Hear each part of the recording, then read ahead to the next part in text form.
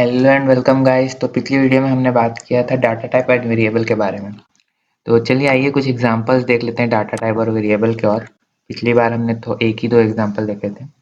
तो जैसे हमने पिछली वीडियो में बताया था कि जैसे हम इंट और कोई भी नंबर लिखते हैं, जैसे एज, मान लीजिए आपकी एज 18 साल है, तो ऐसे डिक्लेयर करते हैं। तो जैसे ही हम इंट लिखते हैं हमारी मेमोरी में 4 बाइट एलोकेट हो जाता है एज नाम से, और उसमें वैल्यू 18 डल जाती है।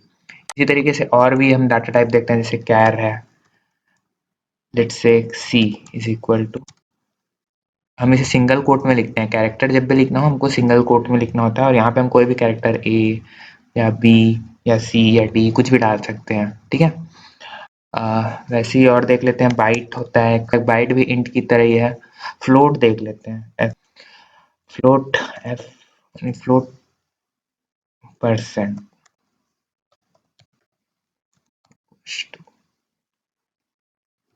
80.5, इसमें पॉइंट की दी जाती है और इसके लास्ट में एफ लगाना पड़ता है, ठीक है। फ्लोट जब भी लिखेंगे इसके लास्ट में एफ लगाना पड़ता है, वैसे लॉन्ग में एल लगाना पड़ता है, ठीक है। और बूलियन देख लेते हैं, बूलियन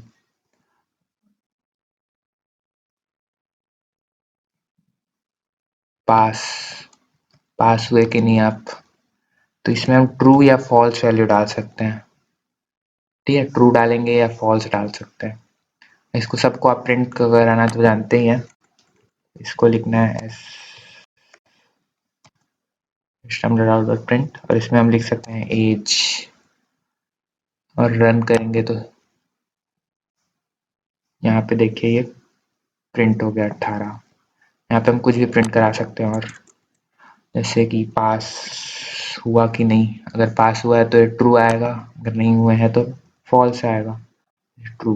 यहाँ पे हम फॉल्स भी डाल सकते हैं, ठीक है। तो चलिए अब आगे बढ़ते हैं। चलिए एक और चीज़ बता देता हूँ, जैसे कि यहाँ पे इंट एज है, इसको हम लोग लिख लेते हैं इंट ए, इसमें लिख देते हैं int B is equal to 20, और यहाँ पे लिख लेते हैं int C equals to A plus B. ऐसे हम ऑपरेशन भी कर सकते हैं, प्लस माइनस मल्टीप्लाई डिवाइड ये सब कर सकते हैं। और अगर हम इसको प्रिंट कराएं, मान लीजिए हम सी को प्रिंट कराएंगे, तो यहाँ पे हम सी को प्रिंट कराएंगे तो देखिए दोनों का एडिशन होके आ गया 38। ये क्या होता है, यहाँ पे सी जैसे हम मान लीजिए ए हम डिक्लेयर करते हैं, वैसे ही 18 जो है स्टोर हो जाता है।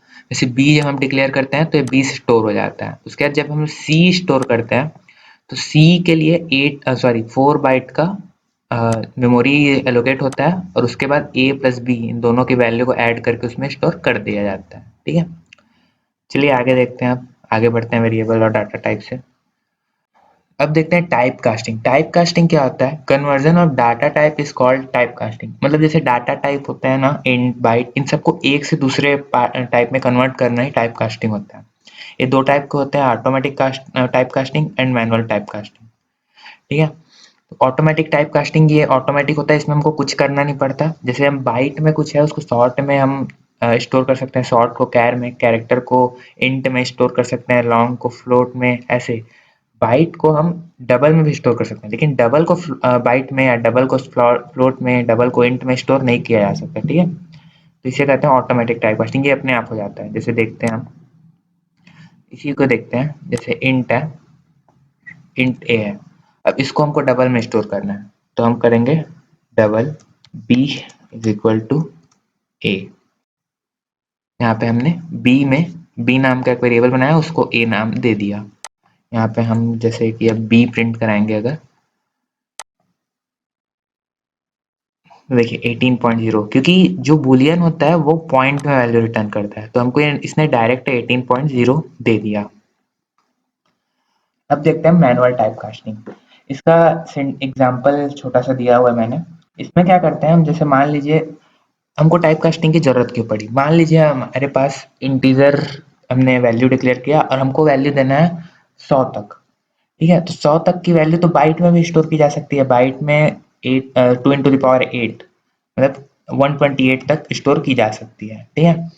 तो बाइट में भी स्टोर की जा सकती है, तो हमको इंट क्यों दें, 4 बाइट का स्पेस क्यों लें? तो ये जो मेमोरी में स्पेस बचाने के लिए हमको टाइप कास्टिंग की ज़रूरत पड़ती है, एक टाइप में दूसरे टाइप में एक टाइप से दूसरे टाइप में कन्वर्ट करने के लिए।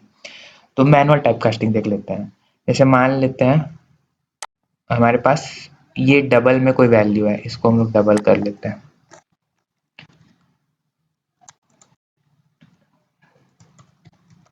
ठीक है, डबल में कोई वैल्यू है और इसको हम डायरेक्ट इंट में लिखना चाहें, int b is equal to a, तो देखिए यहाँ पे एरर आ रहा है, the mismatch can not convert from double to int. ठीक है, तो हमको इसको इंट में अगर कन्वर्ट करना है तो हमको इसको बताना पड़ेगा कि ये वैल्यू जो है वो इंट है, तो इसके लिए हमको यहाँ पे लिखना पड़ेगा इंट।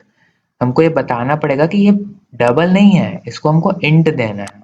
ठीक है, ये जैसे हमने रन किया और यहाँ पे 18 आ गया। मान लीजिए यहाँ पे डबल में है तो पॉइंट में भी कुछ हो सकता है, 0.23। ठीक है, तो इसमें अगर हम रन करते हैं देखते हैं क्या होता है, इसमें भी 18 ही आएगा। ठीक है, क्योंकि फ्लोर वैल्यू लेता है। मान लीजिए अगर आपको लग रहा हो जैसे कि आपको मार्क्स मिलते होंगे 80.5 तो उसको 81 कर दिया जाता था स्कूल में, यहाँ पे देखते हैं क्या होता है, 80.7 कर, इसमें भी 18 ही आएगा। देखिए 18 ही। क्या होता है कोडिंग में हमेशा ये होता है कि फ्लोर वैल्यू ली जाती है। ठीक है, कुछ भी चीज़ है फ्लोर वैल्यू ली जाती है। तो ये इंट जो है इंटीजर है, ये डेसिमल वैल्यू को नहीं लेता, तो ये क्या करता है, ये पॉइंट के बाद जो भी है उसको नेग्लेक्ट कर लेता है और फ्लोर वैल्यू को उठा लेता है। फ्लोर वैल्यू मतलब जैसे 18 और 19 है तो 18 और 19 फ्लोर वैल्यू 18.5 से नीचे 18, ये फ्लोर वैल्यू होती है। ठीक है, तो टाइप कास्टिंग आप समझ गए। ऐसे ही आप कोई भी कर सकते हैं, मतलब जैसे इंटीजर है, अब इसको हम लोग फ्लोट में भी कर लिख सकते हैं, ठीक, किसी में भी लिख सकते हैं, ऐसी सेम ही सिंटेक्स है सबका। तो अब चलते हैं आगे बढ़ते हैं। अब देखते हैं यूजर से इनपुट हम कैसे ले सकते हैं। अगर मान लीजिए हमको पहले से तो सभी वैल्यू दी नहीं जाएगी, हमको यूजर से कुछ इनपुट लेना पड़ेगा। चलिए देखते हैं यूजर से इनपुट कैसे कर लेते हैं।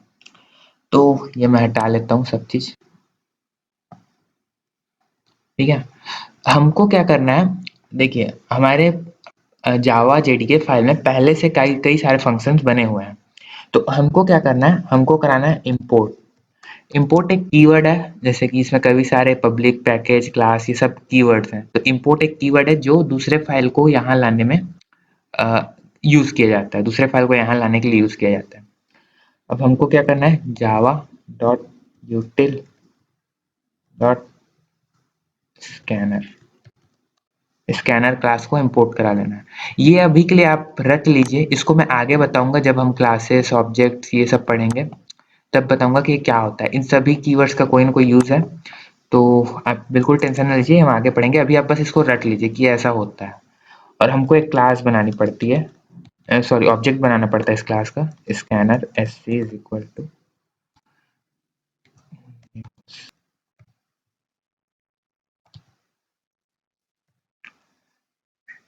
ठीक है। ये एससी की जगह आप कुछ भी लिख सकते हैं, ये वेरिएबल है। स्कैनर ई देखिए, ये एक सिंटेक्स है ऑब्जेक्ट को डिक्लेयर करने का। ऑब्जेक्ट क्या होता है ये मैं आगे बताऊंगा, तो आप इस पे इसको इग्नोर करें। एससी की जगह आप कुछ भी ले सकते हैं, लेकिन मैक्सिमम एससी लिया जाता है, तो आप ट्राई करिए एससी ले। ठीक है, एससी मतलब स्कैनर का शॉर्ट फॉर्म। ठीक है, अब देखते हैं कैसे हम इनपुट ले सकते हैं।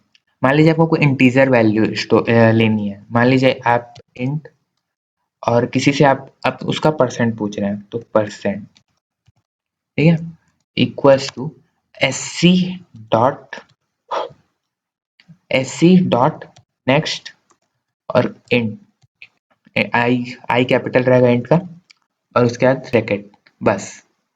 अब इस पे आप यूजर का इनपुट ले सकते हैं। ये इंटीजर वैल्यू एक्सपेक्ट करता है आपसे। ठीक है, जिसे इसको रन करते हैं, यहाँ पे आप वैल्यू दे सकते हैं, जैसे ये मैंने 20 दिया।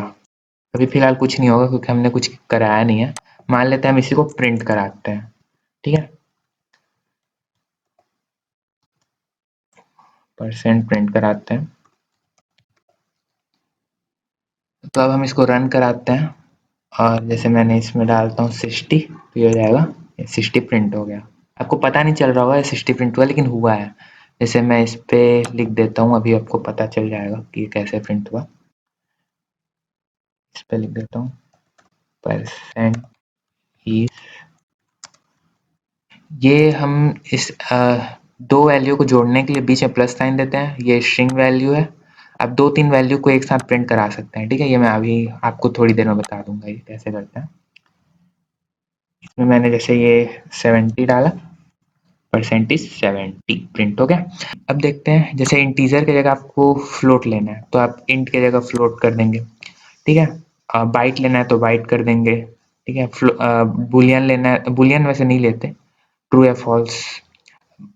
मान लीजिए आपको फ्लोट लेना है तो आप फ्लोट कर देंगे, आपको सॉर्ट लेना है तो सॉर्ट कर देंगे, ठीक है? मान लीजिए आपको स्ट्रिंग वैल्यू लेनी है। स्ट्रिंग क्या होता है? अच्छा, मैंने आपको डाटा टाइप में बताया नहीं स्ट्रिंग क्या होता है।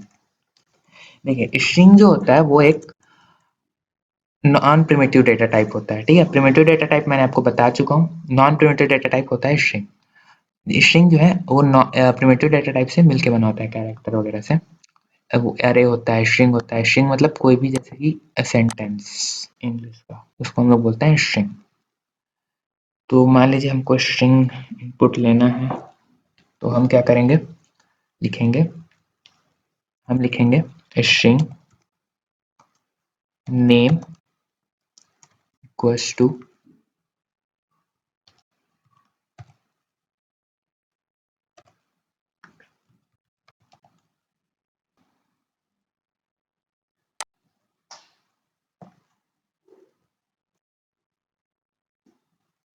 ठीक है? अब इसमें लिख देते हैं हम माई नेम इज, यहाँ पे लिखते हैं नेम। ये नेम वेरिएबल है और ये नेम जिसने हमने स्ट्रिंग दिया है, ठीक है? प्रिंट कराते हैं। जैसे मेरा नाम है Harry, my name is Harry, ठीक है? तो आज की क्लास में बस इतना ही। नेक्स्ट क्लास में हम आगे देखते हैं। तब तक के लिए सी या, have a good day, bye bye.